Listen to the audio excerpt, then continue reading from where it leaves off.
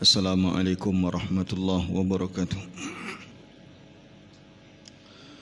Alhamdulillahi rabbil alamin. Wassalatu wassalamu ala asyrafil anbiya'i wal mursalin Sayyiduna wa maulana Muhammadin wa ala alihi wa sahbihi ajma'in.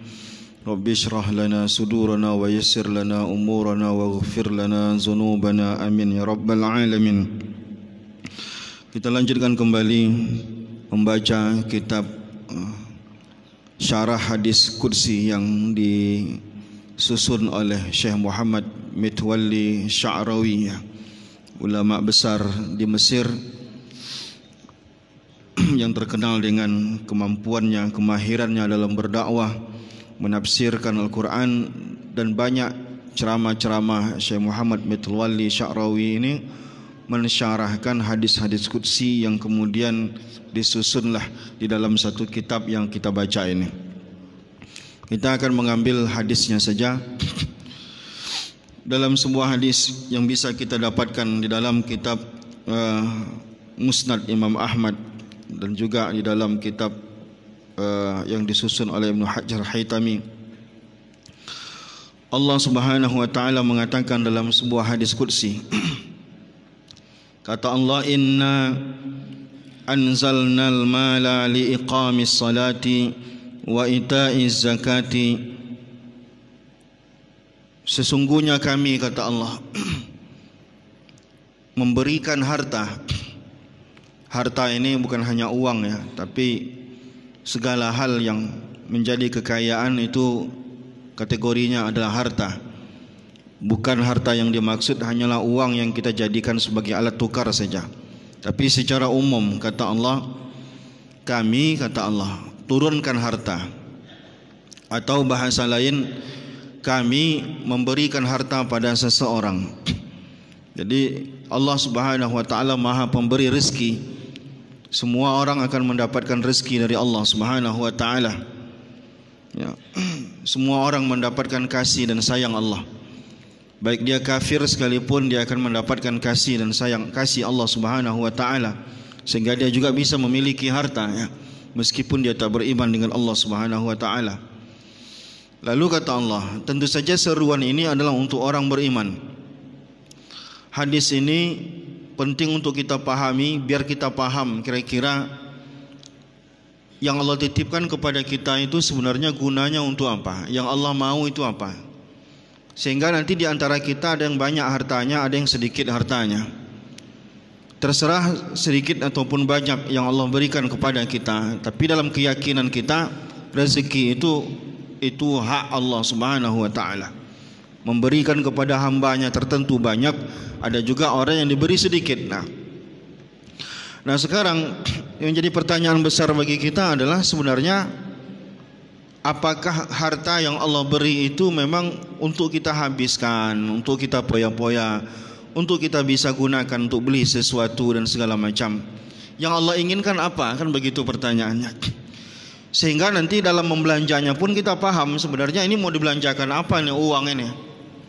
Karena Allah tidak pernah mengekang kita untuk menjadi miskin. Kita juga boleh menjadi orang kaya. Sahabat-sahabat Rasulullah sekelas Abdurrahman bin Auf, sekelas Utsman bin Affan, banyak sahabat-sahabat itu memang dikenal kaya, Sa'ad bin dan lain-lain.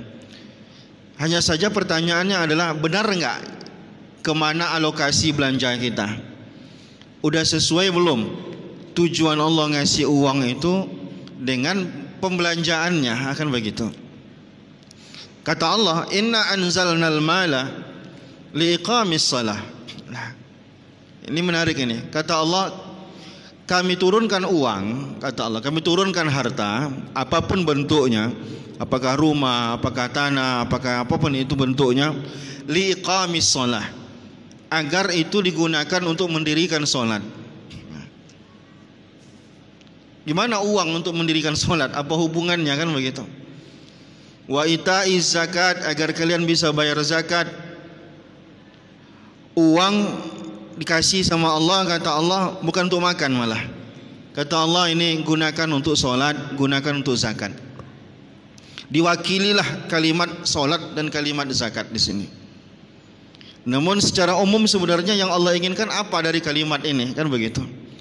Yang Allah inginkan dari kalimat ini wallahu a'lam. Namun kata ulama, yang Allah maksud adalah Allah kasih kita harta pada hakikatnya agar harta itu digunakan untuk mendekatkan diri kepada Allah. Itu sebenarnya. Maka modalilah solat kita, modalilah zakat kita, modalilah umroh kita, modalilah perbuatan-perbuatan baik kita, modalilah majelis ta'lim kita. Habiskan uang untuk itu. Itu yang Allah maksud.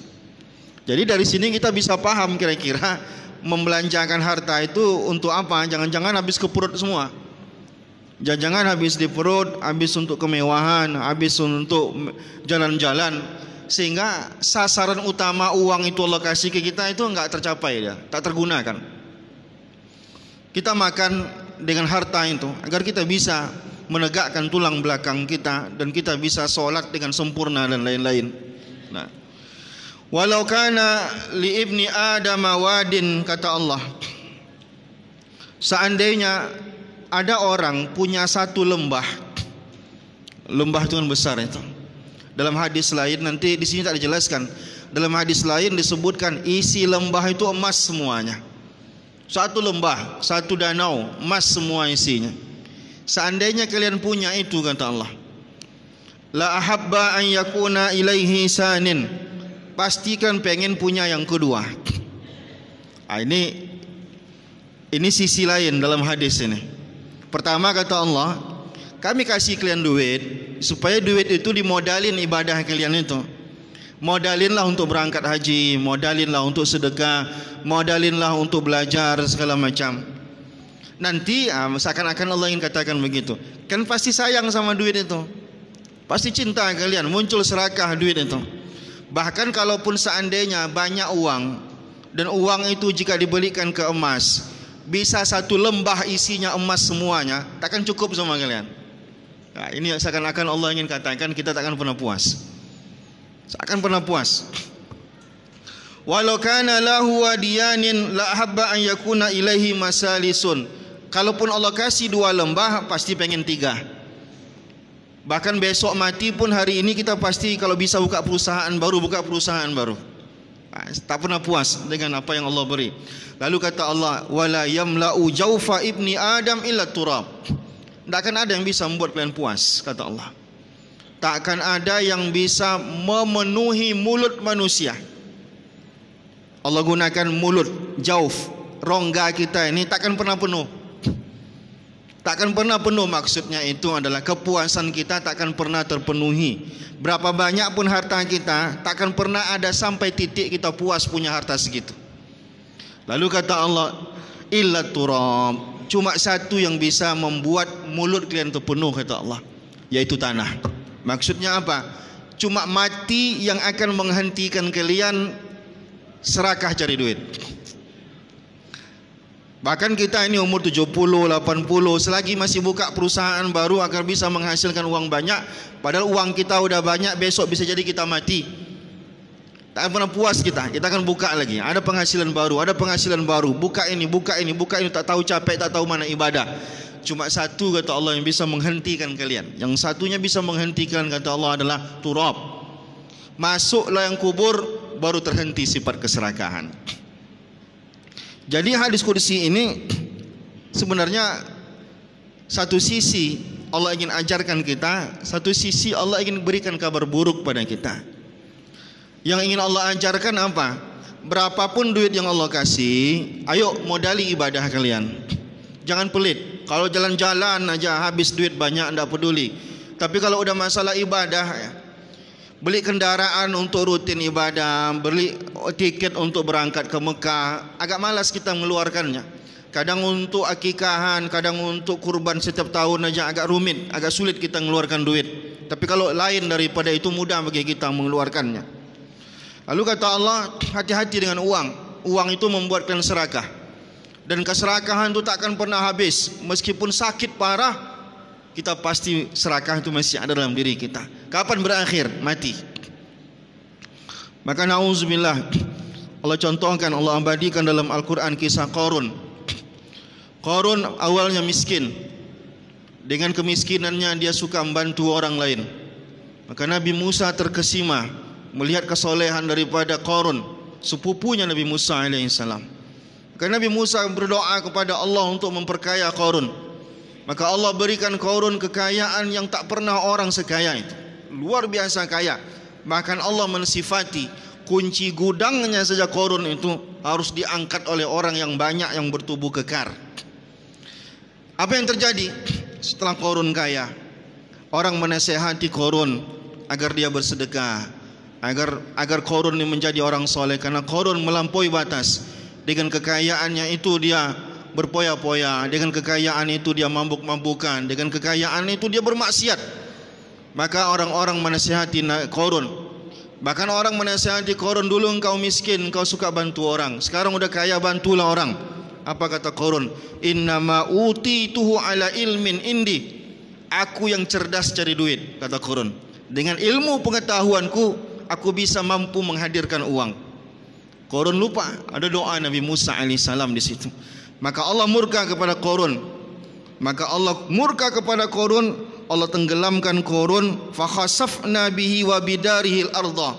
Kami tenggelamkan Qarun dan harta-hartanya kami tenggelamkan dalam tanah. Habislah kisah Qarun. Yang ada adalah celaan sampai hari kiamat. Ketika orang bercerita tentang Qarun, maka orang akan cerita tentang keserakahan.